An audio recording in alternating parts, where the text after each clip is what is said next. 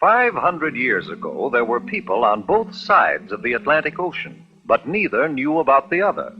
On the western side, our side, the people had reddish-brown skins and lived in huts or wigwams.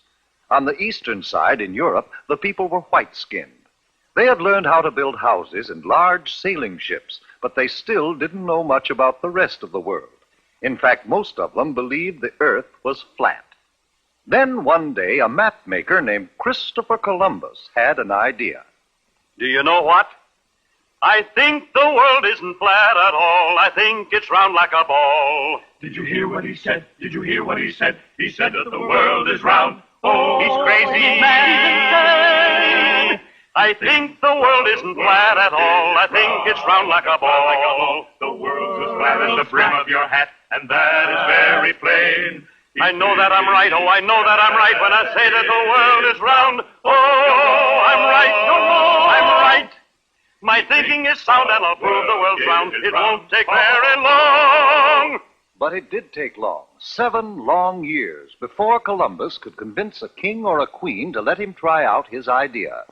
Then Queen Isabella of Spain agreed to supply the ships and men for his trip. "I will discover a shortcut to India and bring back some of the great wealth I find there. And I can do it, for I know the world is round. And instead of going east to India, I shall sail west and reach India around the other way. It will be a shorter and cheaper way, for I'll do it all by sea."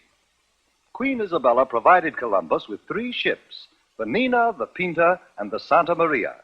And on August 3rd, 1492, they set sail across the unknown Atlantic. High on the foaming tide, over the ocean, onward our ships will ride, onward, my sailors. The ships sailed onward, but 2 long months after they started, there was still no sign of land ahead. Turn back, Columbus! Turn back, Columbus! We'll not turn back until we find India. Onward, men!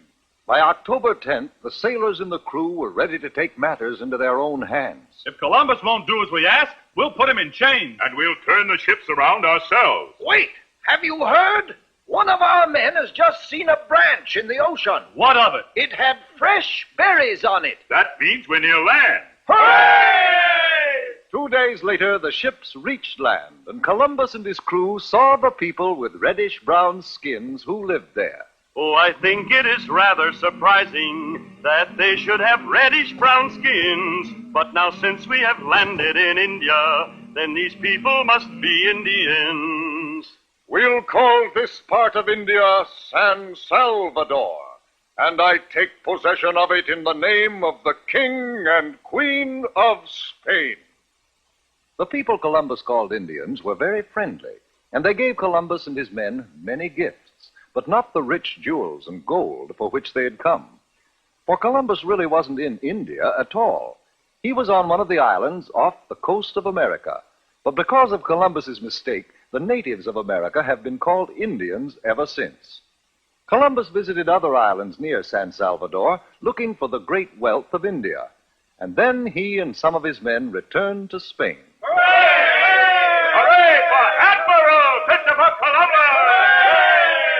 Columbus had no trouble getting ships and men for his second voyage, but he still hadn't the slightest idea that he was headed for the vast continent of America, and that he would have had to cross it and sail over the Pacific Ocean before he could reach India by traveling west. The men of Europe were no longer afraid of the ocean. Columbus made 2 more voyages, and other explorers followed. But each year on October 12th, we celebrate Columbus Day, the anniversary of that day in 1492, when Columbus first sighted the land of the New World, America. First off, this isn't a new world. It's been here long before Columbus. They also forgot to include about half of what happened after Christopher Columbus's first voyage to the Americas, so here's what you missed. He first wrote that they were nice people like you saw in this video, but when he found that what he wanted was beneath their feet, he wrote that they were bad people. That way he would be able to enslave or kill them. He was the first to bring up the idea and carry out transatlantic slavery, and also helped create the new belief system known as racism. He put the Native Americans into a state of near extinction, so yes, he was no hero that the textbooks claim him to be. During Europe's discovery of the Americas, the textbooks seem to leave out important details about new ideas and beliefs that both Europe and the Americas received from one another. You probably read about all of the things Europe had to offer, but you probably don't know that Europeans got vegetable and cotton from the Americas, and also the ideas and beliefs of equality between people. They like to leave this out because they believe it would be better if we thought we knew everything without the help of other people. The textbooks that teach us what this video teaches us here is based on a lot of half-truths, omissions, and lies.